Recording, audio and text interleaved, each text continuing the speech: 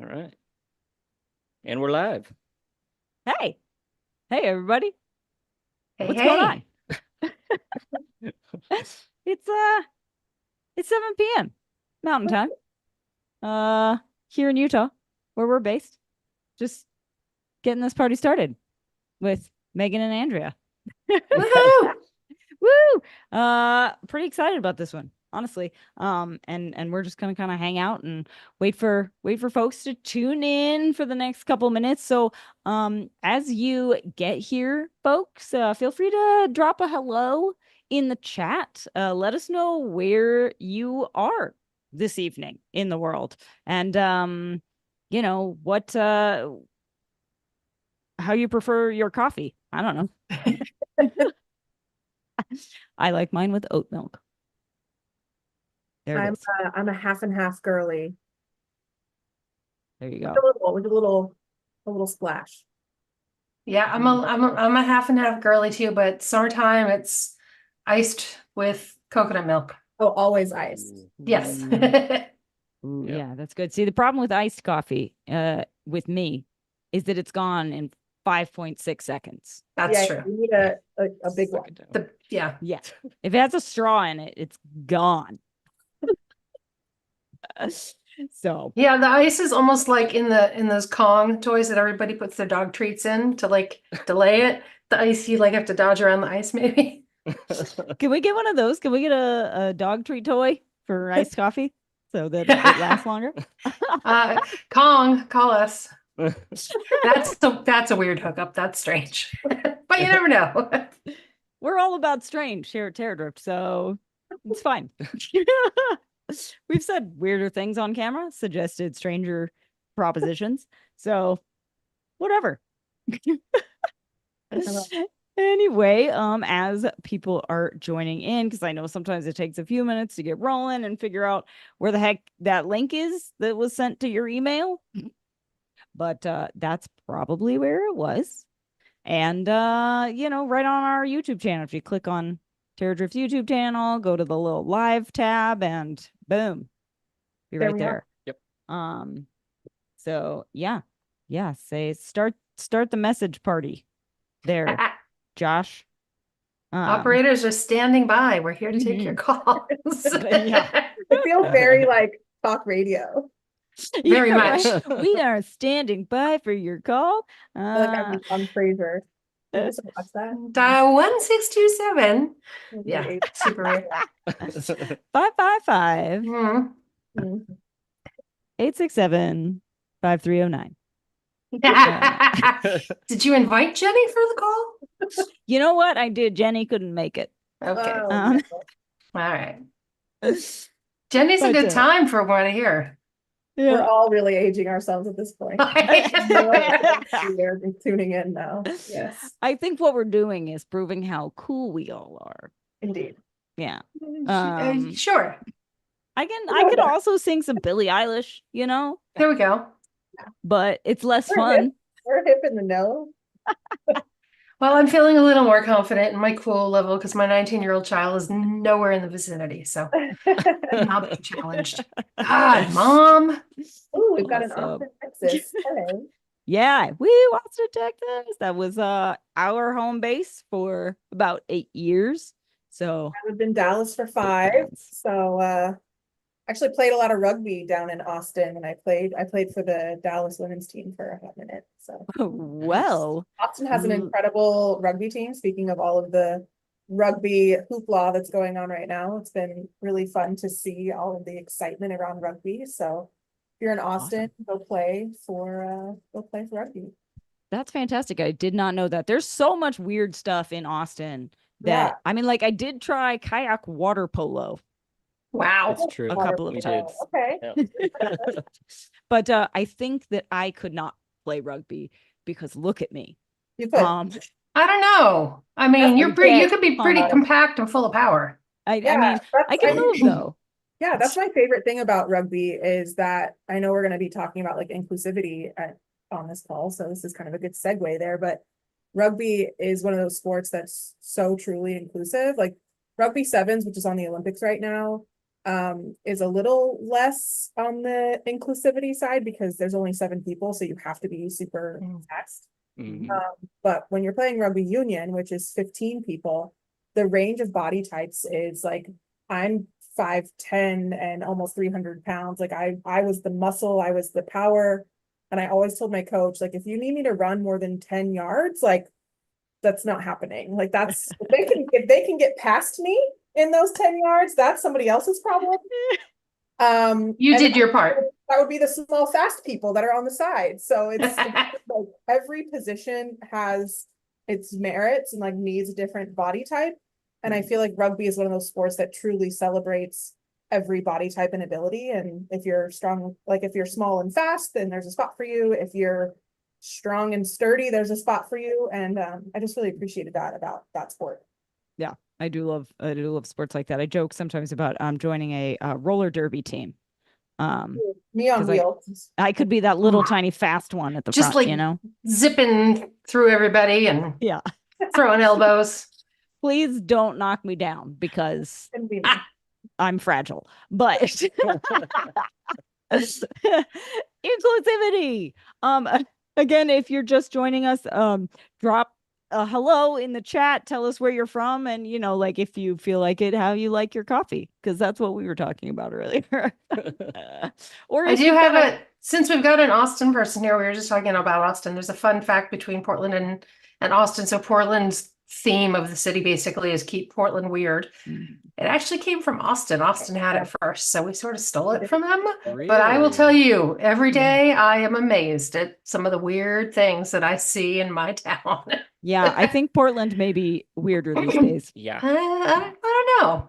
I was I- there last November, and I don't know that it was so weird, but Austin was really cool. Like it was everything I thought it was going to be. It was with way more barbecue, so it was Yeah. great. Oh yeah. It is a very cool city, which is why we lived there so long. But who else we got? We got Portland. Oh, we got all kinds of Portland happening. in Well, I here. mean, Yeah. some of them are Megan and I, so It's we're true. like, It's true. It's also a cool city, but yeah, drop a hello where you're tuning in from, and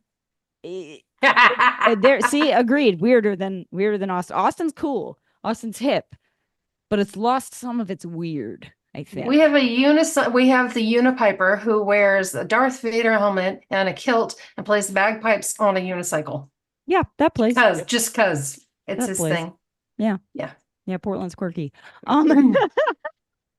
But let's go ahead and get this party started because there's so much cool stuff to talk about, and I'm frankly excited to just chat about some of this, and I'm sure people will be kind of popping in as we go, and there are probably some people tuned in that aren't ready to comment yet, but they're here. So we got a Troy, Ohio. Excellent. Hello, Ohio. Yeah, the Tech Bros did bring in the normies. As far as tech bros are normal, but they got their own thing going on. But yeah, I'm just let's run through some introductions real quick, just so everybody understands who we all are. We're Josh and Alisha from Terradrift, which is blog and YouTube channel all about sustainable outdoor adventure. So we do lots of gear reviews, sustainability highlights, destination guides, and a lot of education, just encouraging more people from more walks of life to get outside and reap all of the benefits that come with spending time in the outdoors, whether that's, like physical, mental, spiritual, all of it. And we're really passionate about making the outdoors a more inclusive and welcoming space for everybody, which is why we invited Megan and Andrea to chat about this. So Andrea and Megan, I guess, Andrea, we can start with you. Tell us who you are, where you're based, and what you do. Sure, I'd be happy to. And I'm glad we got a chance to meet up in Salt Lake City and make this happen. So super stoked about that. I am in Portland, Oregon. My name is Andrea Kelly. I have a storied history in the apparel industry. I've worked in the outdoor apparel industry for 25 years. The first half of that, I was making apparel for everybody except people built like me, because I thought that I was niche and that there weren't plus size people outside doing things. So that's why brands didn't make product for us. And then I got a job with a company that actually made inclusive sizes, which was mind boggling to me. And had the opportunity to take the business that they had started there and completely lean on the gas and make more product available for more people, which has always been my goal. So I was with Columbia Sportswear for 11 years, the last 8 of which I managed their big, tall, and plus size business on top of some other jobs that I did. I decided in spring of 2023 to step away from that. We crushed it, but I knew that if I worked for one brand at a time, it was going to take me a really long time to change the entire industry. So I said my farewells and thank yous and please call me's and launched Make Plus Equal, which is a consultancy that I founded that helps me, gives me the opportunity to work with more apparel brands to help them be more size inclusive in the products they make and the people they connect with and the representation that they show. So everybody can get outside and do the things we love. All right, Megan, how about you? Yeah. What's your story? My name's Megan Banker. I live in Portland, Oregon. I don't have as much cool business experience in the outdoor. She's like, But in the plus space. She's incredible. So my story in the outdoors came when I was a little bit older. I moved to Oregon in 2015 after grad school. I hadn't really done much outdoor adventuring before then because I was in grad school. I hear that keeps you busy. It does. It really does. And like working my way through school, trying to like make money to pay for things. There wasn't a lot of time for recreating. So I moved to Portland in 2015 and I opened my chiropractic practice. And I was a chiropractor in Portland for the last 10 years. And while I was growing my business, I was using the outdoors as kind of my outlet. Running a business, I think I was like 25 or 26. So I was young. I needed an outlet and that was the outdoors for me. And quickly realized that the gear was very lacking for really anything beyond hiking. Even with hiking, I found Columbia. Thanks, Andrea. They had some great stuff, but as I started getting more into some more technical sports like rock climbing, mountaineering, the more technical I got, the less gear that was available. And so I started sharing about what that was like, especially on Instagram. I had never really seen other people that looked like me. A lot of times when I was on climb teams, oftentimes I was the only girl, and more often than that, I was the biggest person on the team.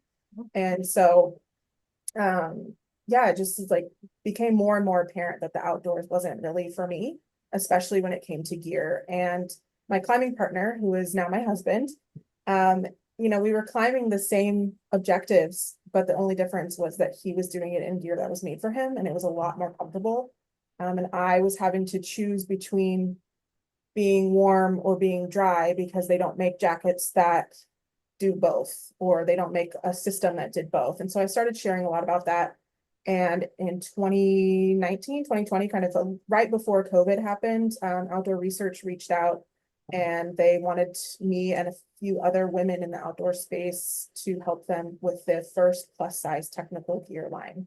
So it took about 3 years to build out the line, and it launched in 2022. And it's the first base to shell technical gear line for women, which is really awesome. It's great. And I've been working with them ever since. Afterwards, they invited me to be on their athlete team with another plus size woman as well. And the two of us serve on their athlete team. And then there's about, I would say 6 to 10 women in general that are part of the Outdoor Research plus size, like between the fit modeling team, the consulting, and then the actual athlete. There's about 6 to 10 of us. So it built out a really great team. And so all that, I get to do this whole like influencer, creator, adventurer thing. Awesome. And both of you have been featured, correct me if I'm wrong, on pretty big lists and in publications as really influential people in this space, correct? Yeah, which I feel like always a little bit, I don't know, weird. Talk about it. I mean, imposter syndrome gets you for sure. Yeah, I've been on some lists with Outdoor Magazine. I've been in a lot of publications, especially when the outdoor research line was being launched. My face was everywhere. I kind of had to like apologize to people that knew me. I was like, I'm sorry, I'm on so many ads right now. I really apologize. I My friends remember screenshotted when I me, they're met like- you in person, I was like, wait a minute, they're like, I've seen I your know face your face. a lot of places. And same for you, right, Andrea? Yeah, and in similar circles and in different circles. Like I've done some modeling on the side, so not so much, not from Megan as like influencing the product as being the person, but yeah, I'm on a website for True Gear here at Portland. You can see me in the light purps colorway, showing the size 2X. So that was always sort of fun. I'm like, oh my God, I'm on the internet. And I'm like, wait a minute, you have a business presence with a website. You've been on the internet for a year and a half. So a little bit of a reality check. But yeah, there was also an article that came out, I want to say it was in 2022, Outside Business Journal published an article about the 20 most influential people in the outdoor industry. And they broke it into services and they broke it into products and they broke it into one more thing that I can't remember. But yeah, I was featured as one of the top 20 people for the work that I'd been doing for size inclusion with Columbia Sportswear. So I know, Megan, you were talking about imposter syndrome and it's kind of weird. And I'm like, I don't know, but I guess if Outside Magazine thinks I am, then I that helps the imposter syndrome a little bit. There you go. Yeah. Yeah, No, it's really cool to feel be you. featured on all that stuff. I love it.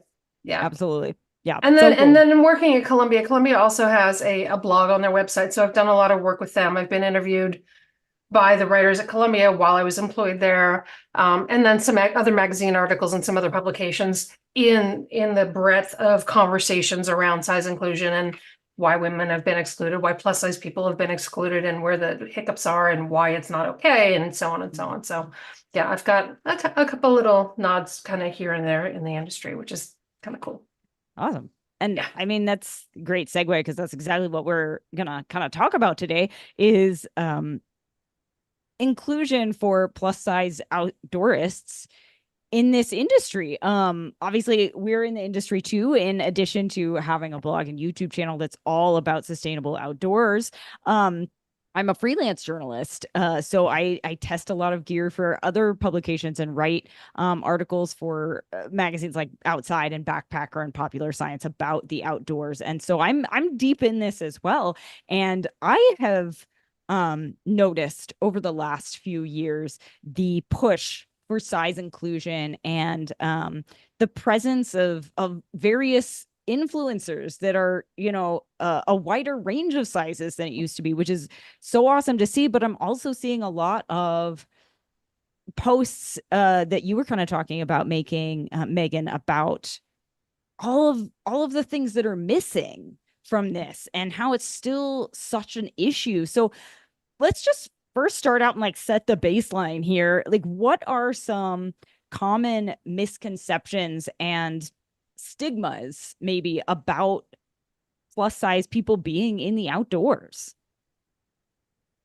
You want to go, Megan, or do you want me to take it? Because I can do a few. okay, go. Yeah, I mean, I think there's the classic ones of like the stereotype around what it means to be in a bigger body is that we're lazy, that we don't know how to exercise, that we can't do these big objectives. I've been doing this now for 7 years and I still get people that are surprised when they see me on a mountaintop or on a rock climb. Again, it's just people assume things about you based on what your body looks like. And there's just, as someone who worked in healthcare for many, many years, there's just not a lot of base in that. So I think that the big misconception there is that we can't do these things, that we don't belong in these spaces. And then on the company side of thing, I know Andrea can talk on this, but there's this cyclical reasoning that happens of, oh, well, the plus size people can't do the things like backpacking, hiking, rock climbing, mountaineering, like they don't do that. So we don't need to make the clothes for it. Or we made the clothes and nobody bought it. So ergo, no one does it, when really they didn't put any sort of effort into marketing that they make those things. So Yeah. there's a lot of like circular reasoning that goes on when it comes to why it's so hard to include more plus size people in the outdoor space. Like one of the biggest ones is that representation and understanding that we can and do belong there. Right, exactly. And I mean, Megan said it earlier on, like the outdoors isn't for me. I don't see people like me out here. And that circular conversation that she's talking about is brands saying, well, we don't see plus size people outside doing these activities, so why should we make gear for them? Well, you don't see them outside doing those activities because we don't have anything to wear. Yeah. We don't have the right gear to wear, or we're sacrificing, we're buying the last thing that's on the rack that maybe fits us close enough, or we're buying the men's version that isn't built like my body. So maybe it doesn't zip up all the way, which means maybe I'm losing heat. Like there's, Megan, we'll get into harnesses and all that kind of stuff, but there's a safety issue about not having product for the people who want to do these things. There's a confidence issue. I know when I feel like crap and I put on something I feel good in, I feel better about myself. I feel more confident. So there's a number of pieces that are missing, but there is this cyclical, we don't see you out there doing it, so we're not going to build it for you. So I guess I can't go outside and do it, so you're not going to build it for me, and so on and so on and so on. Yeah. And I always like to, I actually have some t-shirts that I made for an event that says, make our size or we'll keep blanking, you fill in the blank, we'll keep doing whatever it is we do naked, which it's like, I kind of want to see it happen. And in Portland, we do have a naked bike ride. So it's, right. it's not Portland's the place to impossible. do Like it. Megan, maybe you and I need to do a naked hike. I mean, there might be some chafing. Let's rethink this, but yeah, I mean, so and I'm sure you'll hear as Megan and I talk, like there's some really serious challenges and serious frustrations and misconceptions and marginalization that has happened for a really long time. And the plus size consumers and plus size community are super, super frustrated. But there is also some fun and some sense of humor. Like once you know more, you can kind of get it and settle into it. There are ways to fix these things, but it's a long process. Absolutely. It's a long process. Yeah. For sure. I mean, just in, like my circles of non-industry people, going out hiking with friends and family, I'll hear a lot about, I will mention like, oh, this, we're reviewing this backpack because they just released a line of inclusive sizing for it, or a sleeping bag or whatever. And we want to focus more on reviewing gear that is good for more people. And so often I still hear, that comment like, oh, do plus size people even need that? Like, do they go camping or backpacking or hiking? And I'm like, yes. Yes. Yeah, so or they sure. don't think about like backpacks, for example. You're talking about backpacks. A lot of people wouldn't understand why you would need to make a backpack for a plus size person, other than the fact that it like physically needs to clip. But there are other considerations about the width of our shoulders. Right. A lot of plus size people have more weight in their chest or more weight on their hips or their belly. So there's like shaping that needs to be a little bit different, not just, and this is the problem that a lot of companies run into, is they just make it bigger. Like making it bigger, it's not helpful. It's making sure that you're working with fit models, that you're working with designers who understand anatomy and the way that a plus size person carries weight and the different shapes and things like that as well. So the farther you get away from that, that kind of medium size sample size, the weirder things get with math, which means that you have to account for that when you're making the clothes, and a lot of companies just don't. For sure. Like, and layered on top of that is the further away you get from medium, the more variation you have in bodies. Right. So yeah, we can maybe change the math a little bit, but I can tell you, like, I love all the work that Outdoor Research did. I can't wear it. Megan's built different than the fit model from Columbia. So like, even though we may even have the same measurements, the way our body lies and way the fat distribution is and just how our body disperses across our bones is different. So it gets even more complicated to fit people in bigger sizes because there's so much variety, even if the numbers are the same. And that just kind of exacerbates the problem, right? Because when you only have one or two brand options and one of them doesn't fit your body, you're kind of out of luck. We see those variations in straight sizes, right? Like if you think about like Arc'teryx versus Columbia, generally people know that Arc'teryx is going to fit more of a slim cut. My husband is an Asian American man. He loves the way Arc'teryx fits because it's that more slim cut versus a Columbia, which is going to fit a little bit bigger, a little bit boxier. So it's the same thing with Outdoor Research. The feedback that we've gotten is exactly what Andrea's saying. It's good if you're pretty more, I guess, boxy, but if you've got curves, it's not as great. And that's because of fit models that we've used.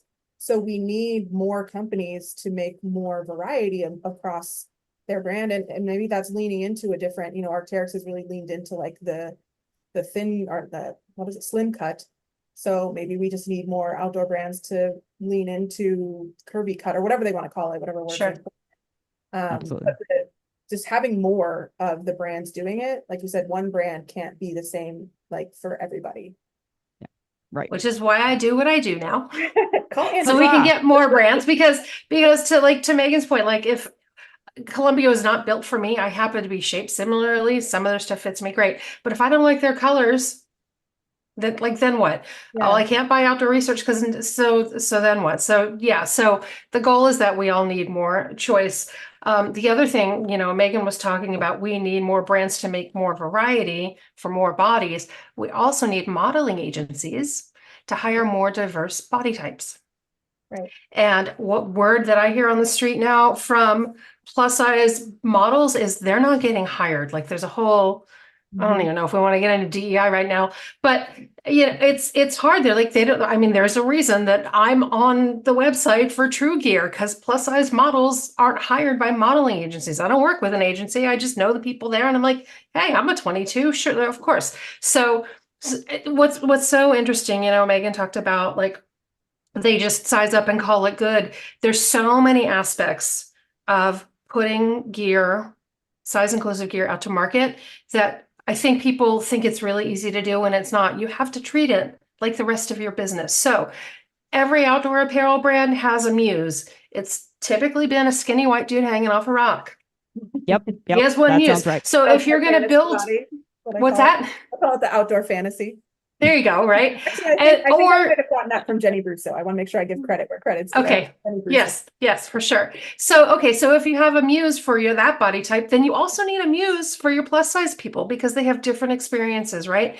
You can't just assume, we used to call it peanut buttering, the same theory across things. If you market constantly to your mid-range or your straight size people, you also have to talk to the plus people and show them like you have to do your business the same way. Even if it's a different community, you can't be like, oh, we made the stuff, there it goes. Did you market it? Did you tell anybody you did it? Did you engage with people like Megan saying, you're a mountaineer. Tell us what we need to know. Like most brands do that with all their straight sizes. They need to do that with all the bodies. So it's not a simple, easy thing. It takes a lot of work and you have to invest in it just as you would the rest of your business. For sure. Also, speaking of you mentioned something about, like community. It looks like Joe is open to a nude event, nude hiking in Portland. All right, come on out. As long as we figure out the the chafing issue. Sure. So work that out and maybe provide like chamois butter for everybody on the. And they get a sponsorship with Mega Babe. They make the yes. We got to call Katie Storino. Get her on that. There you go. For sure. Katie, call us. Also, for those of you who have joined the live stream, feel free to drop any questions you have for any of us in the comments. Whether that's about building community, about inclusion, about gear and brands that provide clothing and equipment for different body types, or I don't know, like how we like our coffee. I don't know. So, but I do have and we've got somebody who's offering a discount on anti-chafe. Nice. Squirrel's nut butter, which I have heard of. All right. I've never used. Take it. All right. I'll text you later, Kristen. Awesome. But yeah, let's while we wait for more questions or whatever, and feel free also to ask about experiences in the outdoors if you just want to hear about adventures or recommendations. Drop those in the comments as well. But so let's let me look at I gathered some questions kind of beforehand from some folks and through messaging and things like that. So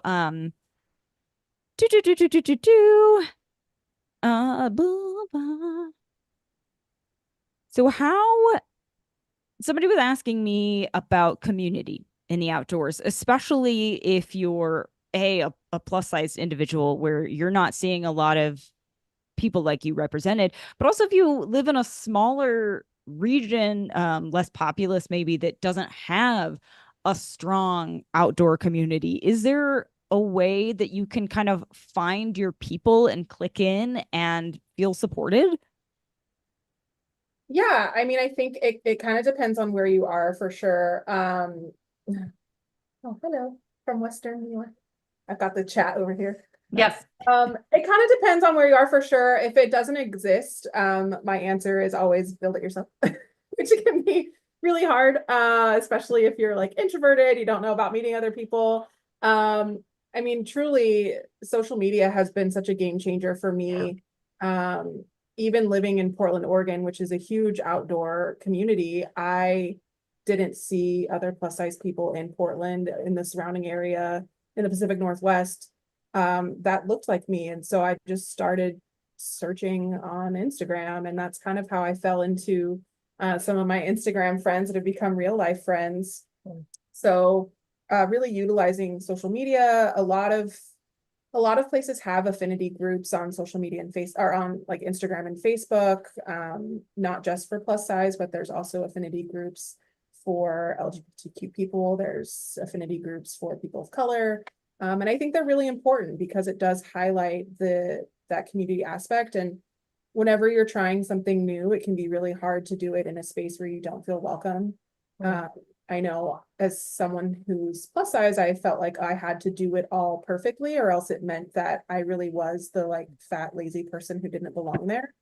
And that can be really hard in a sport like rock climbing, which you fall a lot. And you push yourself and you try to figure out, it's like learning anything new. You're not going to be incredible at it from out the gate unless you're a prodigy in it. So when you have a space of people who understand what your lived experience is, and allow you to feel a little bit safer to try these new things, I think it's really, really important. So whether you do belong to an affinity group or not, just having that community aspect is really important in these spaces. And I think that's why anybody who's doing this work is really just trying to make a space for people to feel more comfortable learning and falling in love with the outdoors.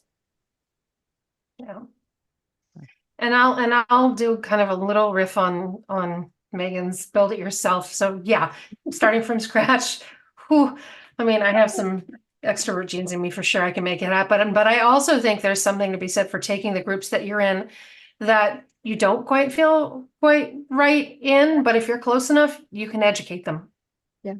You can share your experiences. I think, Megan, it was you who talked about the slinky effect on the hikes. Was that you?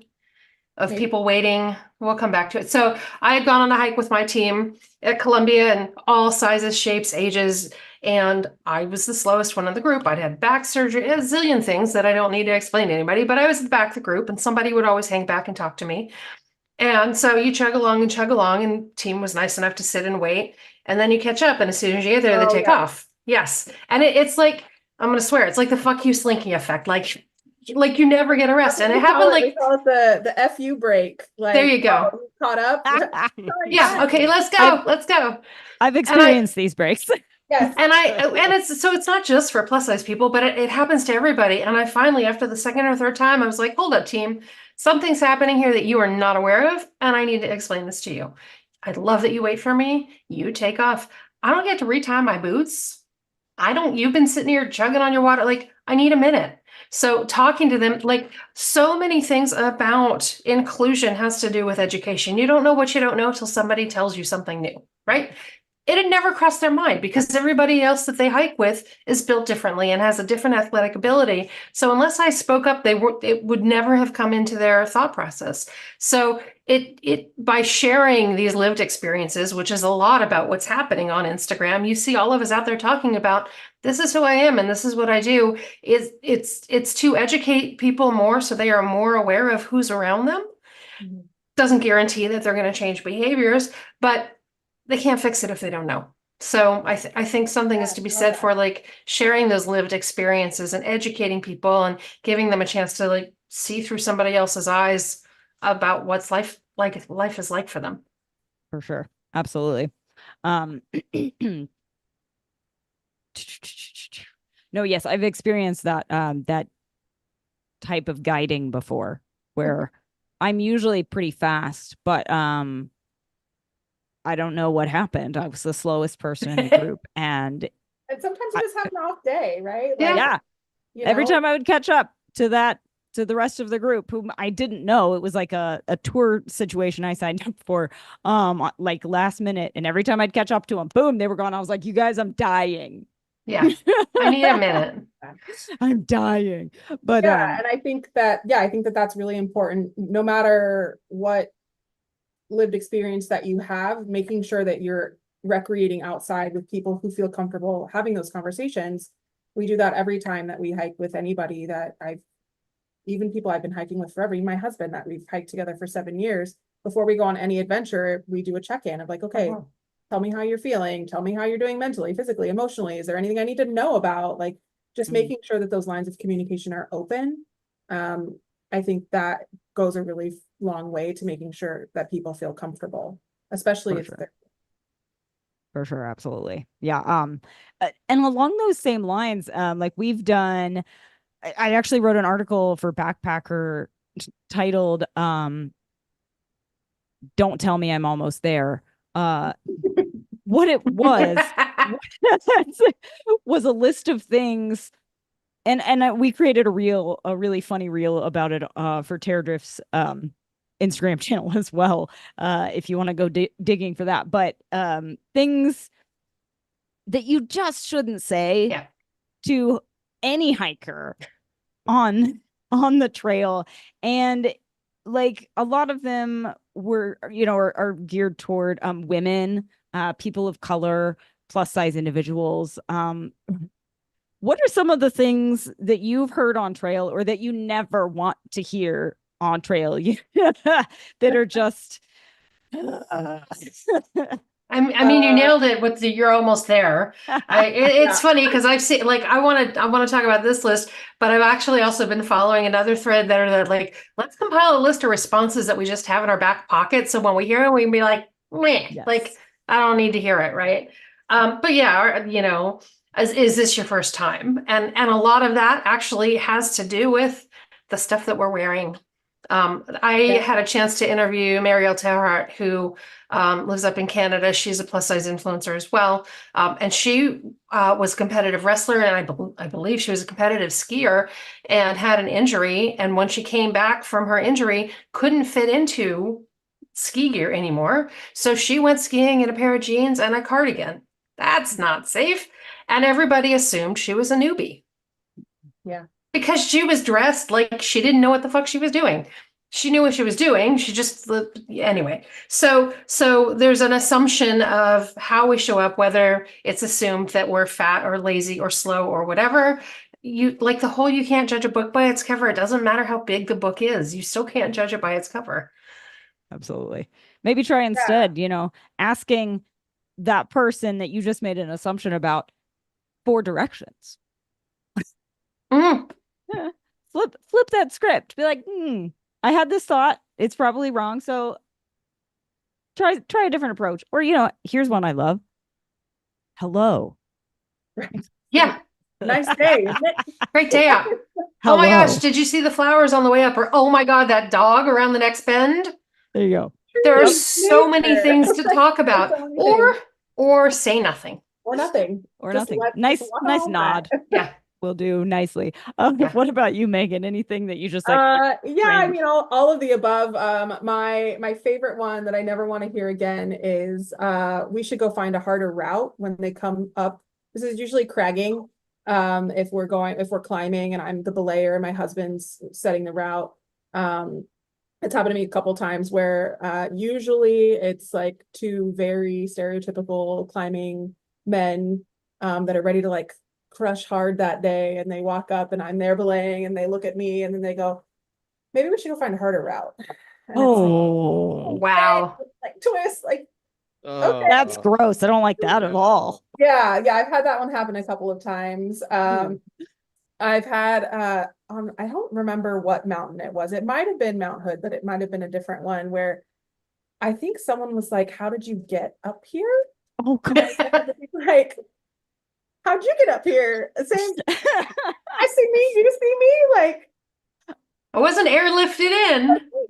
Did you hear a Same helicopter way. at any point today? They were truly flabbergasted as to how they stumbled upon a plus size person in the wild on a mountain. So, some of those things I could for sure do without. But yeah, I think in the chat, Joe said you can do it. That's fun for sure.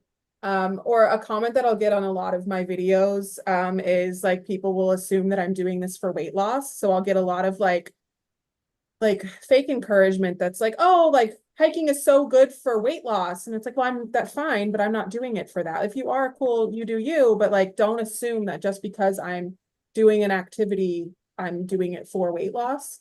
Yeah. So I get that a lot of like, yeah, just keep going. It's so healthy. You're doing great. Yeah, like, oh, this is so good for your body. I'm like, yeah, I mean, yeah, it is. That's not wrong, but also I mean, and the same thing goes for gyms. Like there's always an assumption that if we're in the gym, we're there to lose weight. yeah. Mhm. No, I'm here because there's a hip hop class that I love. Right. Dude, That makes me happy and I sweat and it's good for my endorphins. I don't care if my weight's nobody's business. My health is nobody's business. Right. Unless I want to share that with them. It's my choice. Yep. Yep. What the comeback and the response to some of those questions that I like that I haven't tried yet, but I'm ready to. And it's not even specific to this. It's about any time that somebody says something derogatory to us is to ask them what they mean. Mhm. What do you mean? Why would you think that? And like make them step it back and go, oh, like did I like make them own it, make them explain it. There you And go. I get spicy sometimes, so that could be a fun one. Yeah, Yeah. I actually used that one on my dad the other day, which I was very proud of because like doing stuff to your parents. Ooh. Yeah. We were talking on the phone and I had just finished rock climbing with Andy. We had done like a couple hours at the rock climbing gym and we went and got ice cream afterwards. So I was in the car on the way and I told my dad, oh yeah, like we're going to get ice cream. He's like, didn't you just go to the gym? And I said, yeah. And he goes, well, why are you getting ice cream then? And I said, what do you mean? And he goes, why would you get ice cream after the gym? And I'm like, what do you mean? Why would Because you? I like ice cream. Yeah. Are those connected somehow? Yeah. He's like, why would you get ice cream after the gym? And I was like, it's hot outside. Why wouldn't I get ice cream after the gym? I'm having like a little afternoon date with my husband. We went rock climbing. We got ice cream. It was a little date night. And he was just like, I made him get to the point where he was just like, now you're like, basically like going back on the calories, whatever. And I was just like, well, I don't go to the gym to lose calories, Dad. And he was like, truly like the boomer shock on his face was just, I don't understand why you would go to the gym. And I was like, I go to the gym to get strong and because I like to spend that time with my climbing partner and rock climbing is really fun and ice cream is delicious. So all those things in my mind go together. Yeah. He was Sounds like a great day. It I does. really liking explain why that's funny when people make jokes about being plus size or really about anything. Like, can you explain Yeah. why it's funny? I don't get it. So speaking of boomer, and I will say I have a great relationship with my parents. I love my dad. He's funny. I have friends on this feed who know the kind of puns that he throws out. But he likes garage sailing. It's one of his favorite things. He's super progressive. He's very liberal. He knows what I do for a living. He understands it. But in garage sailing, he always thinks it's funny when he finds somebody selling an exercise bike. Mm. And he has said to them, oh, did you meet your goal? Did you lose all the weight you were going to lose? And I was like, Dad, like, what if it was his wife's and she died? I know. Why? So one of the hashtags that I use all the time is eyes on your own paper. You don't have the right to make that joke. You have no idea what's going on. So just stay in your lane. And again, like he was like, I'm like, I know you think it's funny, but to the receiver, it may not be funny. Maybe he's lost lower leg movement. Thanks for making him feel awful. Like for a laugh, Dad. You just don't know. Yeah, Yep. I mean, we're more involved than they are. The next generation is gonna look like we just keep learning and learning and learning. I get it. And he's 82. I'm not gonna change him. It's fine. But I'm like, I'm gonna throw up flags when I see this stuff. I'm like, you can't do that. That's not okay. Also, yeah, two comments on that. Fun fact, I picked up ice cream on the way home from the gym today. Why wouldn't you? You're hot, you're sweaty, ice cream's delicious. Yeah. It's like You don't have 98 to degrees earn it. outside. Yeah, I'm gonna go get ice cream after this. Megan, Thank you want to meet you. me? There you go. Thank you. So delicious. Chocolate, cookies, and cream. Cashew milk. Sponsored, Anyway. right? No. You owe me money now. Call me. Yeah, right. Sponsorship. I would love to be sponsored by So Delicious. Call me. Please fill me up with ice cream, year supply. Also, I think as I love the eyes on your own paper phrase, just because I think as women in the outdoors, we get comments a lot that are unsolicited. Women anywhere, women existing. Yeah, women Existing. existing get comments. Sorry, but- Josh. Not all men. He We don't have knows to he's talk a about good the one. bear, Yep. but Yep, he's a good. Actually, if you haven't heard the social media debate, everybody listening, it's you ask women, who would you rather run into if you're alone in the woods, a man or a bear? You can guess all you want what you think the answer is going to be, but as soon as I threw that one out to Josh, what was your answer? Well, I think I went down a rabbit hole and was like, well, what kind of bear is it? You did I- not. You did not. A bear. Yeah, he immediately was like, "Oh, a bear, obviously, I know the Obviously, rules. bear.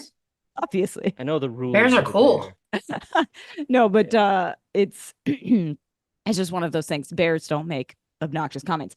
But anyway, again, ask any questions you have for any of us in the comments if you want. I have a couple more so we can keep going. So as individuals, whether you're, I said in one of my Instagram posts about this event, whether you're pint size, which would be me, or plus size, what can we all do individually to kind of help change this industry, the apparel and gear industry, to be more inclusive? And maybe not even just the gear and apparel, but like outdoors. Are there specific things other than, like not make stupid comments to strangers on the trail? I mean, I'll go first. So the first thing you can do if you're straight sized, stop buying from brands that aren't size inclusive. You know, Heard. there's a great little shop here. There's a couple little locations, and it's fashion. I can't wear anything that's in their store. They have really great jewelry. And I would go in and every now and then I'd pick out something. I thought, why am I giving them my money?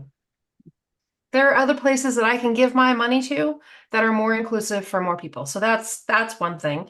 As far as community goes, what you can do to help, I think Megan was talking about it earlier, is check in with the people that you're hiking with and make sure you've got the same expectations and you want the same kind of hike. And it doesn't even matter what size. It could be you and me, Alisha, and you're like, I'm going birding today and I want to stop and take pictures of every damn bird there is. Okay, if I want to bag a peak today, maybe you and I shouldn't go do this climb together. So it doesn't even have to do with size, but I think getting a sense of who's on the climb and what their or hike and or outdoor activity and what their goals are or what they want to accomplish, it's really important to talk about that up front. The other thing that I will suggest is if you are walking or hiking or doing these activities with somebody bigger than you, older than you, medical ailments, whatever it is, let them lead. Let them set the pace. So when we do the whole slinky thing, let me start and set the pace. Then nobody's left behind. For sure. That's just a good hiking buddy. Yeah. It would actually it took me a long time to be okay being in the front as well. Yeah. So a lot of people, especially if they're beginners, are like, no, don't put me in the front. That's like the worst thing you could ever do. But once I finally got comfortable enough with everybody, that was like, it's really fine that we're going slow. Like for us, that just means more time outside chilling. Like unless speed is safety, if you're like on a mountain somewhere and that's like a necessary thing, which don't put me there. Most of the time, like it's okay to go my pace. That's fine. And so it took a while for the people that I was hiking with to make me feel comfortable enough, but it really was them saying, like, just reiterating to me. And if you have a friend who's injured or hasn't been outside in a while or is plus size or whatever it is, if they're a little bit slower, just giving them that confidence and saying, hey, I would really like to go a little bit slower today. Do you mind taking the lead? Because I want to make this a comfortable and safe and fun experience for all of us. And that's not going to be the case if you're just constantly trying to keep up. Like you're not, I think that it's not enjoyable. Yeah, and like the internal narrative we tell ourselves when we're slower is like, oh, I'm holding everybody back, or like I'm the ball and chain at the end that's like preventing everybody from having a good time. And we kind of get into these like negative feedback loops in our mind. So just recognizing that your hiking friend is going through that and just being like, hey, it's fine. Like we're outside. It's a beautiful day. It's nice. Like, let's just go a little bit slower and have you lead and take lots of breaks and do whatever it is. So having just that little bit of support goes a really long way with someone who's struggling with some of that internally. Yeah. And I would add to Andrea's comments, if you have affinity groups that are in your area, support them. Whether it's a lot of these groups will have fundraisers or even just awareness. Like you probably know people in your life who are plus size. You probably have people in your life who are people of color or who are, part of the LGBTQ community. Like hopefully you have all these people around you that are different from you, because that's how we learn and grow and become more human, like more well-rounded humans. So hopefully you have these people that are in your circles. You can share the affinity groups on your Instagram or on your social media, like making sure that you're amplifying these groups is really helpful, especially if you're not a part of those groups, or if you are more in that privileged position to say, hey, like, here's how I can support this, either with my time or with amplification or with money or whatever it is that group needs. That's not inserting yourself into the group, obviously. And then, yeah, like Andrea said, not giving your money, but also not giving your time and attention to these companies that refuse to change, that refuse to grow. Calling them out, like it's one thing for me as the plus size person to go to companies and be like, hey, I would really like you to make plus size. It's another thing for their target market, for their ideal client, for the person that they are speaking to as a business, to say, I need you to start supporting my friends if you want my business.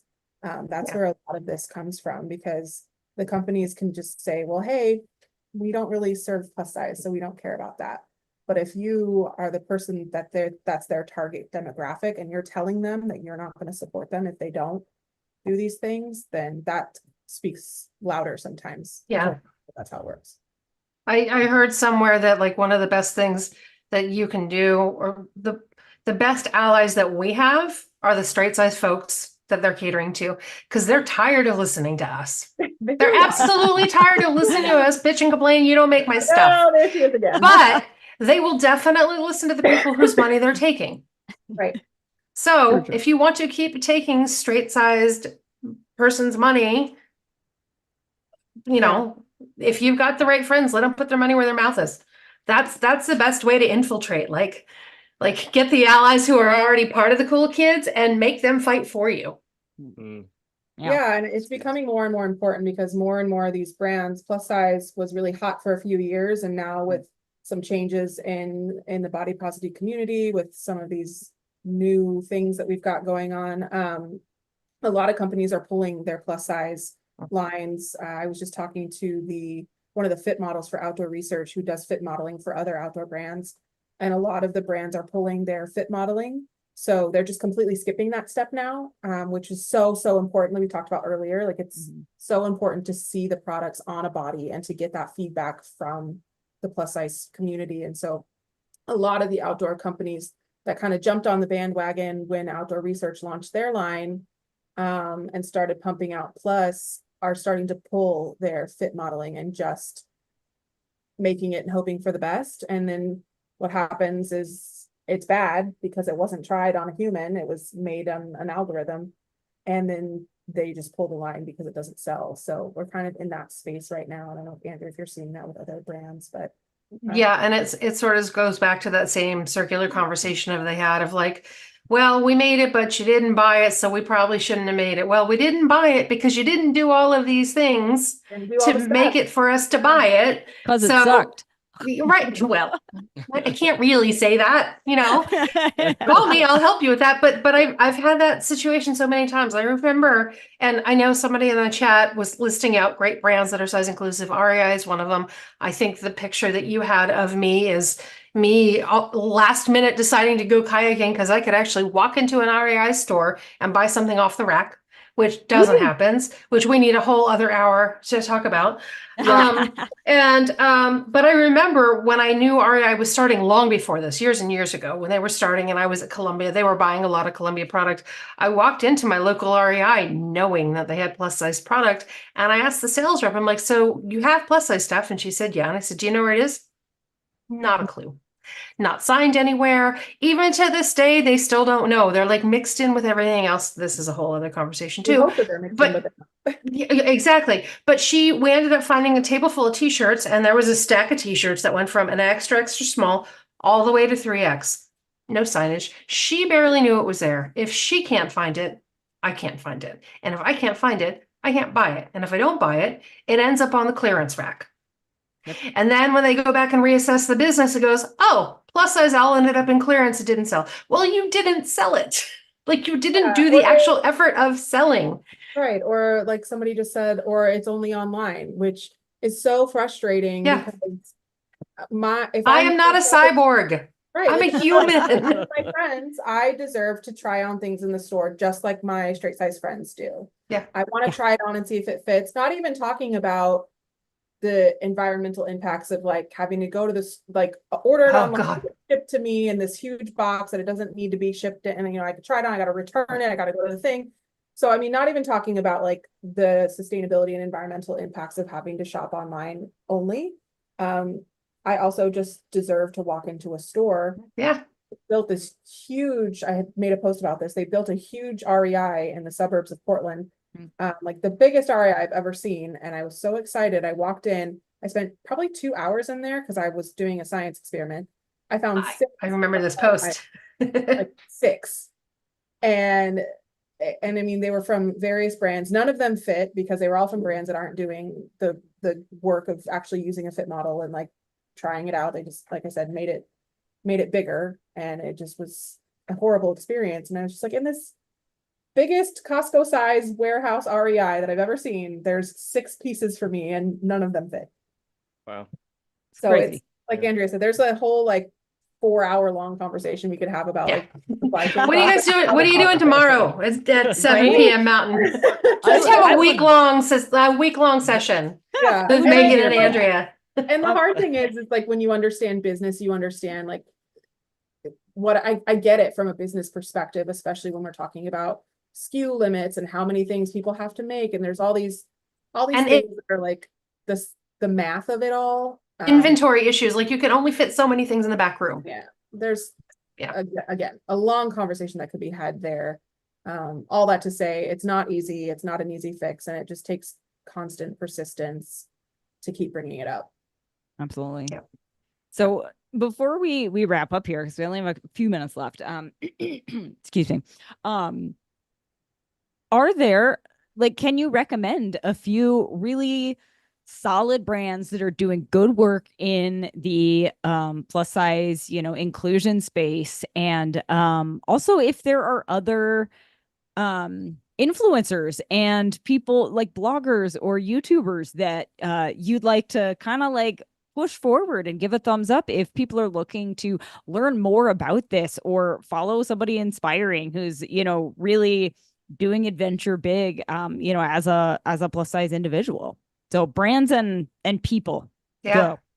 Well, I'm going to say Columbia because, I worked on it. I fought hard for that one. So, but I will say that there's still room for improvement. And with a lot of these brands, and in fact, the next one I'm going to say is, and I think Advocate already in the chat listed some of these. I'm actually really very impressed with Athleta in Portland. My experience there has been really, really good.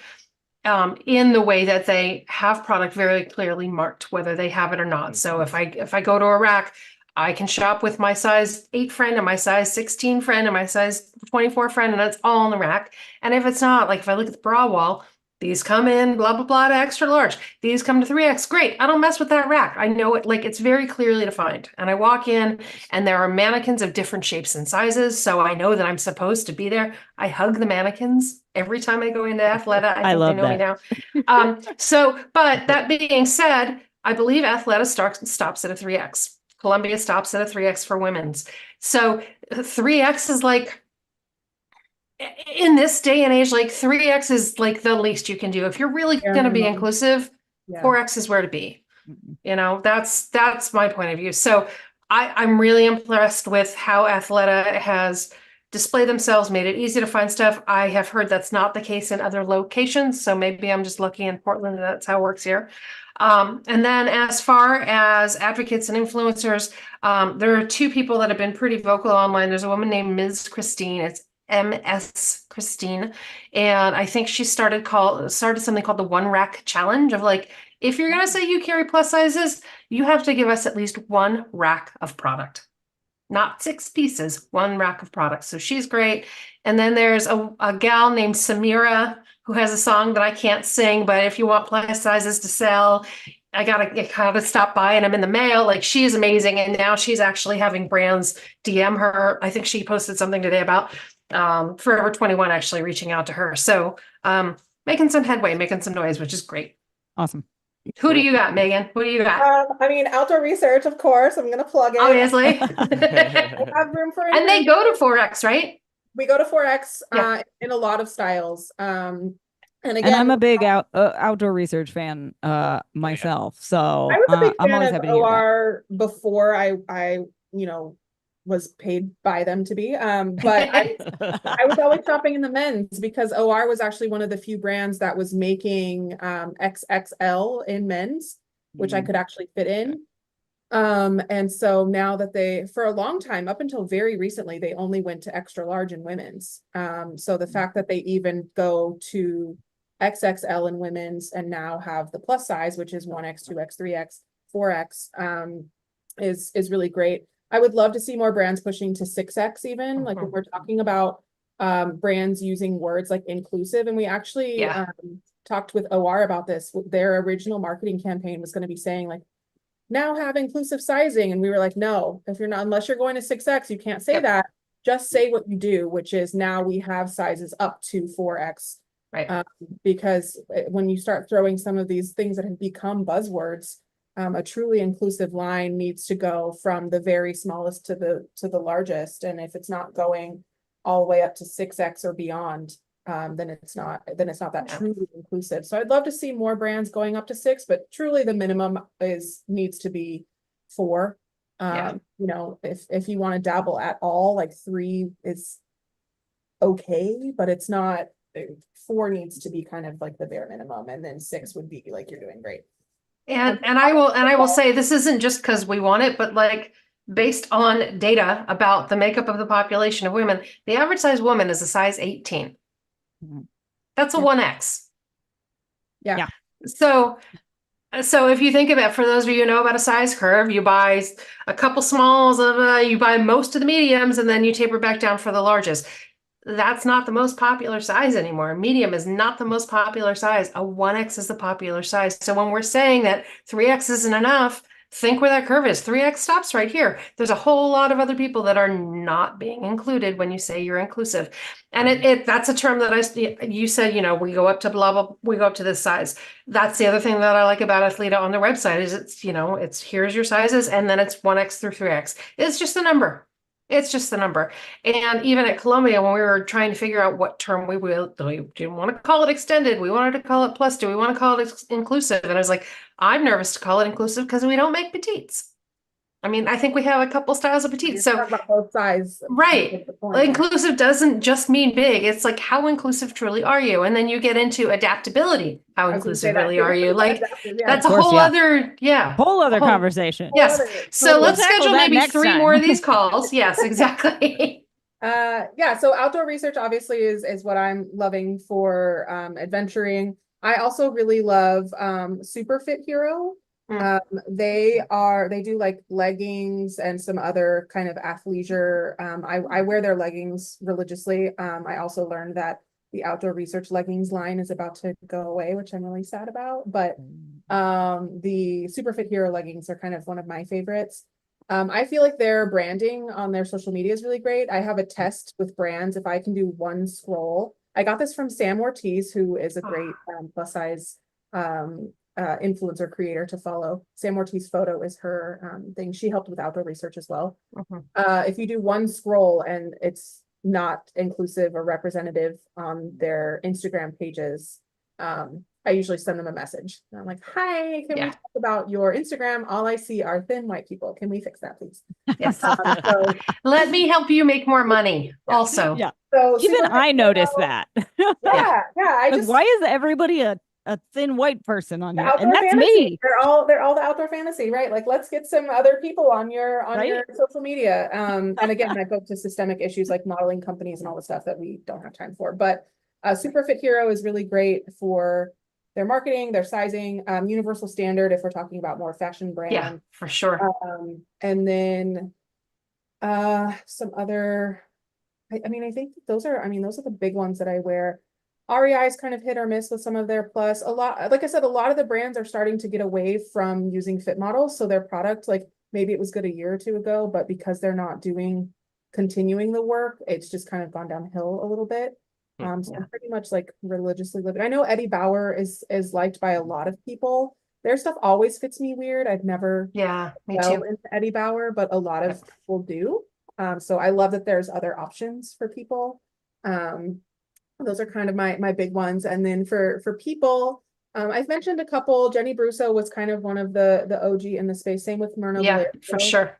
Myrna started the Fat Girls Running page, and Jenny is behind Unlikely Hikers. They were one of the ones that really amplified me in the beginning, that kind of launched my Instagram viewership, I guess. Yeah. And then on the outdoor research athletic team, Bennett Ron is a climber and another plus size person that is doing great work in the space. And Kayla Walton, who is behind the Instagram Fat Wander Babes. She's our neighbor to the north up in Canada. She's helped with some of the outdoor research stuff, and we have a fun trip coming up soon that we're going to be doing a press trip together. So she does incredible Northern Lights photography and like some other really cool like snowy Canada things. So she's one to follow for sure. And then how do I get on this trip, Megan? Who do I have to call? It's already been booked. We'll have to launch one for next year. Okay. There's another gal who is, I think, local to Portland, Silver Mountain Goat. Her Instagram has been blowing up lately, and she's so funny. She does these like little dances, and she's kind of newer in the space, so I always like to like shout out the newer ones. That's been really fun. I think is seeing more and more people say like, oh, like I followed you, and now that made me feel comfortable to like do these things. Seeing the outdoor research product on people is like truly one of my favorite things. To know that I in some way helped that jacket exist has been really, really cool. So I love that. Awesome. That's been, I mean, for my career in apparel, like seeing my babies out in the wild. Yeah, I'm like, oh, look, my little baby, my little and even more so, like seeing plus size people out on the trails and the stuff that the teams I worked with built. I'm like, yay, and they're happy, and nice. That's all we want to do. We just want to get more people outside doing the things they love. Absolutely, that's the goal. Yep, same.